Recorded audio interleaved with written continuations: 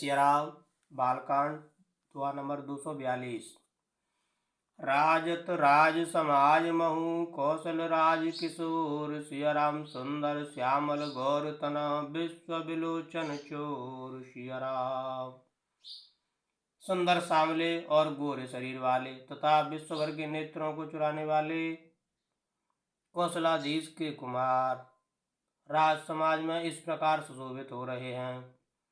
सहज मनोहर मूर्ति दो, कोट काम उपमा लघु सो। शरद चंद निंदक मुख नीके, नीरज नयन भाव तेजी के। दोनों मूर्तियां स्वभाव से ही बिना किसी बनाव श्रृंगार के मन को हरने वाली हैं। करोड़ों कामदेवों की उपमा भी उनके लिए तुच्छ है।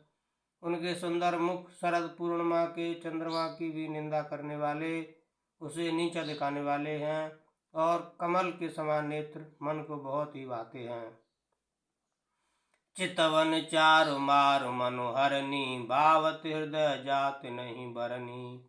कल कपोल श्रुत कुंडल लोला, चिबुक अधर सुंदर मृदु बोला। सुंदर चितवन सारे संसार के मन को हरने वाले कामदेव के भी मन को हरने वाली है। वह हृदय को बहुत ही प्यारी लगती है, पर उसका वर्णन नहीं किया जा सकता। सुंदर गाल है, कानों में चंचल झूमते हुए कुंडल हैं, थोड़ी और अधर ओठ सुंदर हैं, कोमल वाणी है। कुमद बंद कर निंदक हासा, भ्रकुटी विकट मनोहर नासा। बाल विशाल तिलक जल काही, कच बिलोक वाले अवल लजाही। हंसी चंद्रमा की किरणों की तिरस्कार करने वाली है, भौहें टेढ़ी और नासिका मनोहर है। ऊंचे चौड़े ललाट पर तिलक झलक रहा है, दीप्तिमान हो रहे हैं। काले घुंघराले बालों को देखकर भौरों की पंक्तियां भी लजा जाती हैं। पीत चौतने सिरन सुहाई, कुसुम कली बिच बीच बनाई। रेख रुचिर कम्ब कल गीवा, जन त्रौवन सुषमा की सीवा। पीली चौकोनी टोपियां सिरों पर सुशोभित हैं, जिनके बीच बीच में फूलों की कलियां बनाई काढ़ी हुई हैं। शंख के समान सुंदर गोल गले में मनोहर 3 रेखाएं हैं, जो मानो तीनों लोकों की सुंदरता की सीमा को बता रही हैं। कुंजर मन कंठा कलित, उरन तुलसी का माल। सिया राम वृषभ कंद के हरठवने, बल निधि बाहु विशाल। सिया राम हृदयों पर गजमुक्ताओं के सुंदर कंठे और तुलसी की मालाएं सुशोभित हैं। उनके कंधे बैलों के कंधे की तरह ऊंचे तथा पुष्ट हैं। एड़ खड़े होने की शान सिंह की सी है, और भुजाएं विशाल एवं बल की भंडार हैं। कटतु नीर पीत पट बांधे, कर सर धनुष बाम वर कांधे। पीत यज्ञ उपबीत सुहाए, नकसिक मंज महा छवि छाए। कमर में तरकस और पीताम्बर बांधे हैं, दाहिने हाथ में बाण और बाएं सुंदर कंधों पर धनुष तथा पीले यज्ञोपवीत जनेऊ सुशोभित हैं। नख से लेकर सका तक सब अंग सुंदर हैं, उन पर महान शोभा छाई हुई है। देखे लोग सब भये सुखारे, एकटक लोचन चलत न तारे। हर से जनक देख दो भाई, मुनि पद कमल गहे तब जाई। उन्हें देखकर सब लोग सुखी हुए, नेत्र एकटक निमेष शून्य हैं, और तारे पुतलियां हैं भी नहीं चलते। जनक जी दोनों भाइयों को देखकर हर्षित हुए, तब उन्होंने जाकर मुनि के चरण कमल पकड़ लिए। कर विनती निज कथा सुनाई, रंग अवन सब मुने दिखाई। जय जय जाय कुंवर बर दो, तै तै चकित चितव सब को। विनती करके अपनी कथा सुनाई और मुनि को सारी रंगभूमि यज्ञशाला दिखलाई। मुनि के साथ दोनों श्रेष्ठ राजकुमार जहाँ जहाँ जाते हैं, वहाँ वहाँ सब कोई आश्चर्यचकित हो देखने लगते हैं। निज निज रुख राम सब देखा, को न जान कछु मरम विशेषा। बल चरना मुन नृपसन कहु, राजा मुदित महासुख लहु। सबने राम जी को अपनी अपनी ओर ही मुख किए हुए देखा।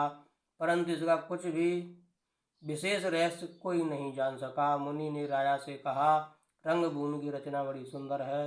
विश्वामित्र जैसे निष्परह विरक्त और ज्ञानी मुनि से रचना की प्रशंसा सुनकर राजा प्रसन्न हुए और उन्हें बड़ा सुख मिला। सब मंचन ते मंचु एक सुंदर विशद विशाल सिया राम।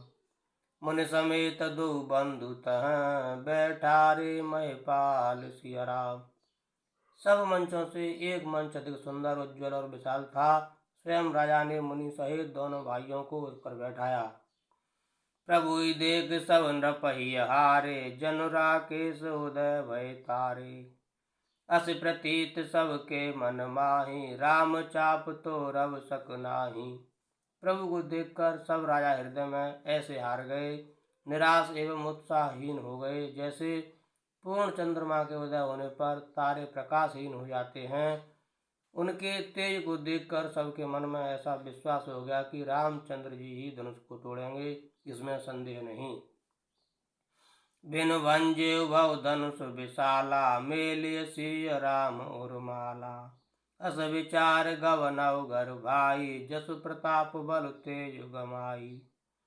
इधर उनके रूप को देखकर सबके मन में यह निश्चय हो गया कि शिव जी के विशाल धनुष को जो संभव है न टूट सके, बिना तोड़े भी सीता जी श्री रामचंद्र जी के ही गले में जयमाल डालेंगी, अर्थात दोनों तरह से ही हमारी हार होगी और विजय श्री रामचंद्र जी के हाथ रहेगी। यह सोचकर वे कहने लगी, हे भाई, ऐसा विचार कर यश प्रताप बल और तेज गमाकर अपने अपने घर चलो। बेयसे अपर भूप सुनि बानी, जे अविवेक अंध अभिमानी। तोरऊ धनुष ब्याह अवगाहा, बिन तोरऊ को कुंवर ब्याहा।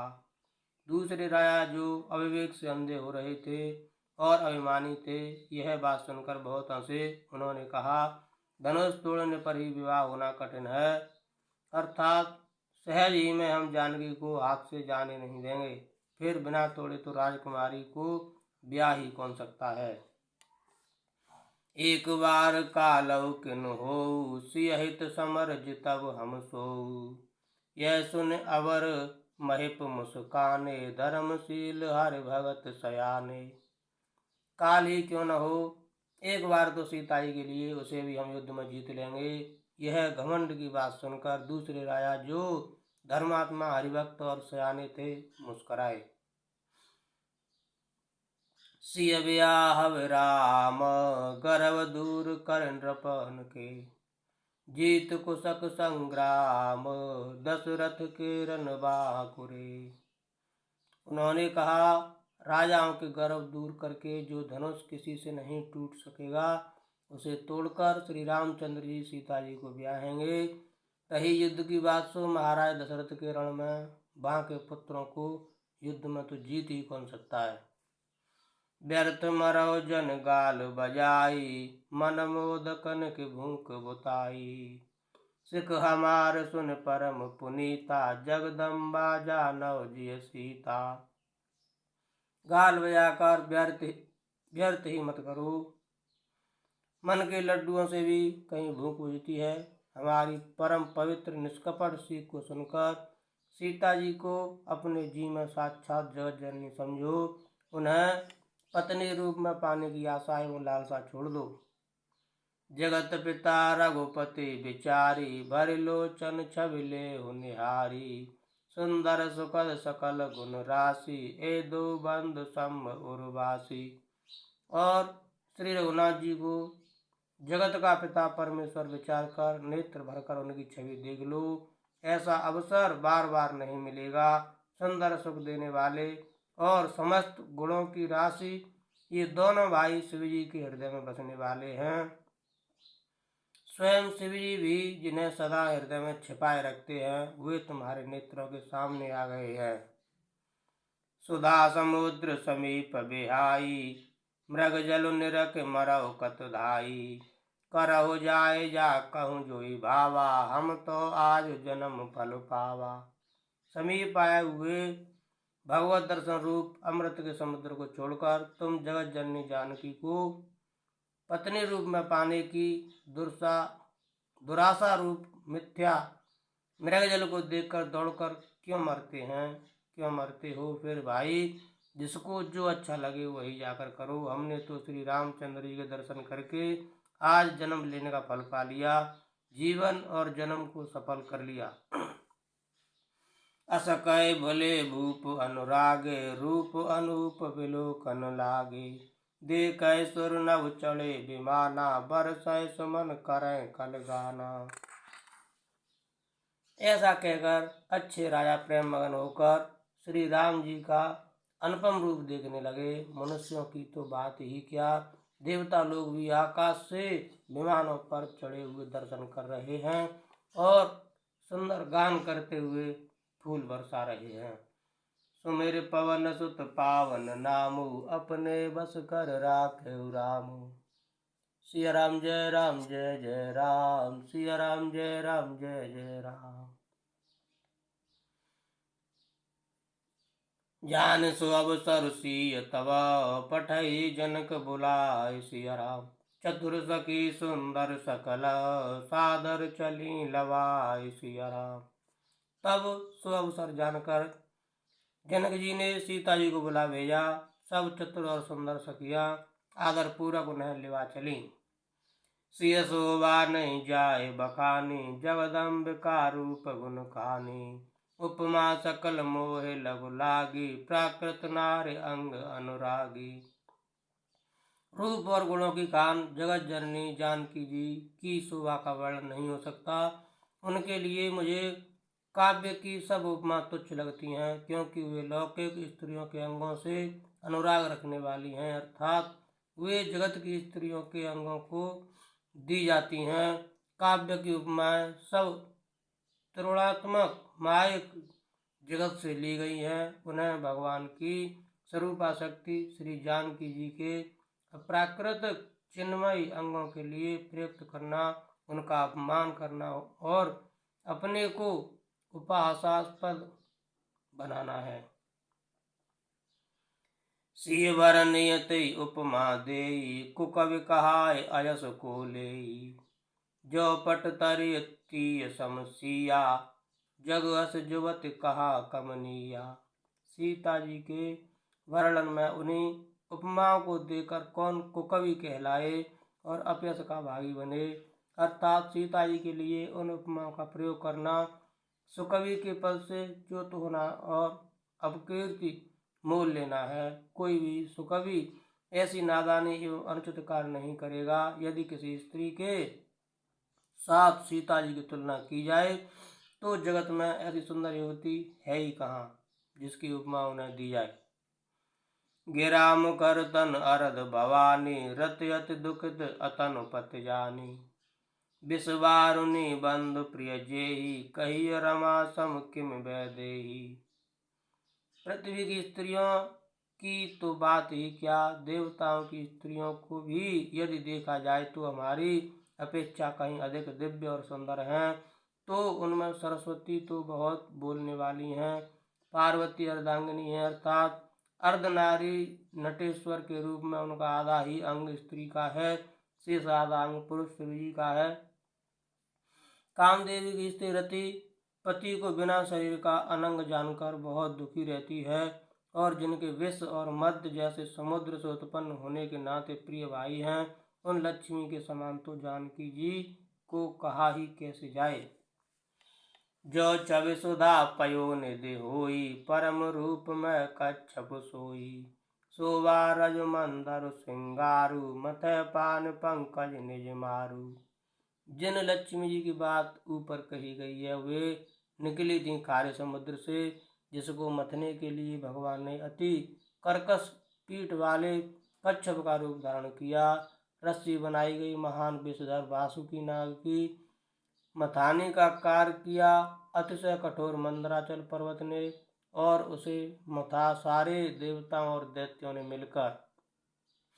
जिन लक्ष्मी को अतिशय सौभाग्य खान और अनुपम सुंदरी कहते हैं, उनको प्रकट करने में हेतु बने ये सब असुंदर एवं स्वाभाविक ही कठोर उपकरण, ऐसे उपकरणों से प्रकट हुई लक्ष्मी श्री जानकी जी की समता को कैसे पा सकती हैं। हाँ, इसके विपरीत यदि छवि रूपी अमृत का समुद्र हो, परम रूप में कच्छप हो, शोभा रूप रस्सी हो, श्रृंगार रस पर्वत हो और उस छवि को समुद्र को स्वयं कामदेव अपने ही करकमल से मथे।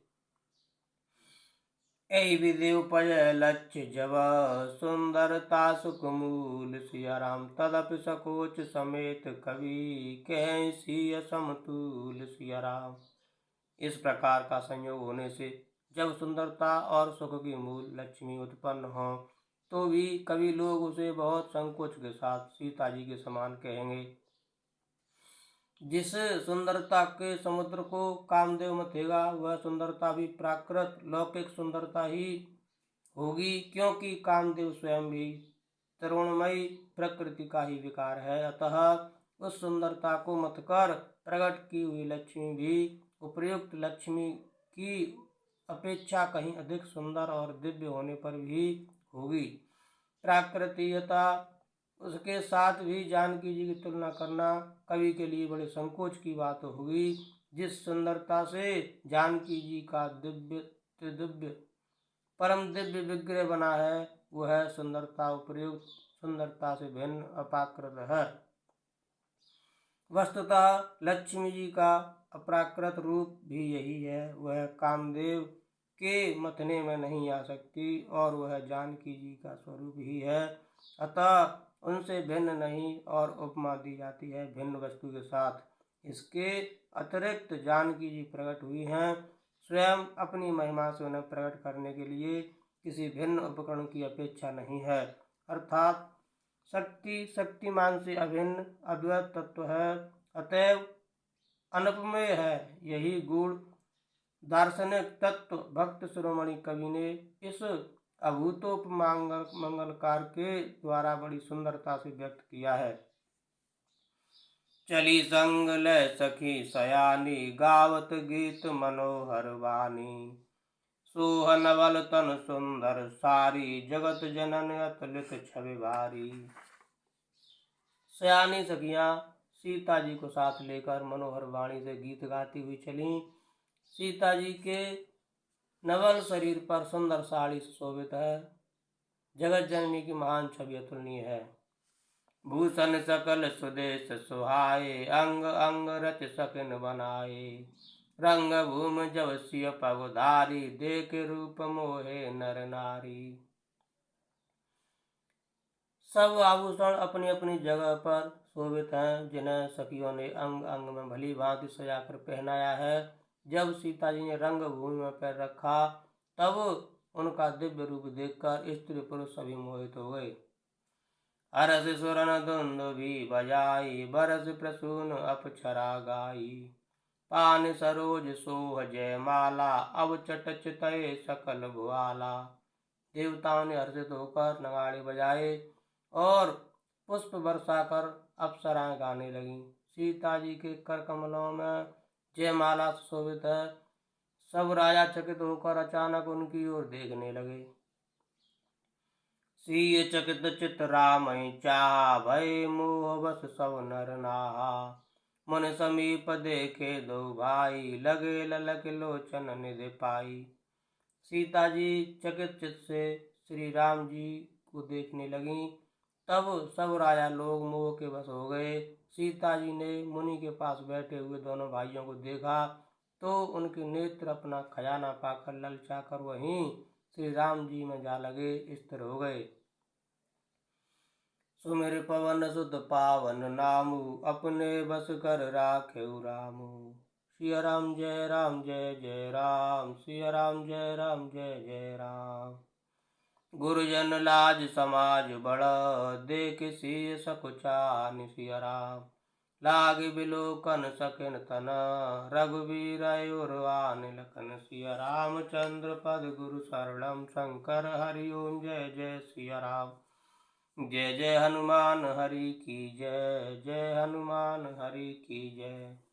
मंगल भवन अमंगल हारी द्रवस दशरथ अजर बिहारी दीन दयाल बिरद संभारी हरौ नाथ मम संकट भारी। सीताराम चरण रति मोरे, अनुदिन बढ़ऊ अनुग्रह तोरे। जय विद्यनाथ होए हित मोरा, करौ सुबेग दास मैं तोरा। कवन सुकाज कठिन जग माही, जो नहीं होए तात तुम पाही। सिया राम जय जय राम, सिया राम जय जय राम, जय श्री राम। जय हो हनुमान जी महाराज।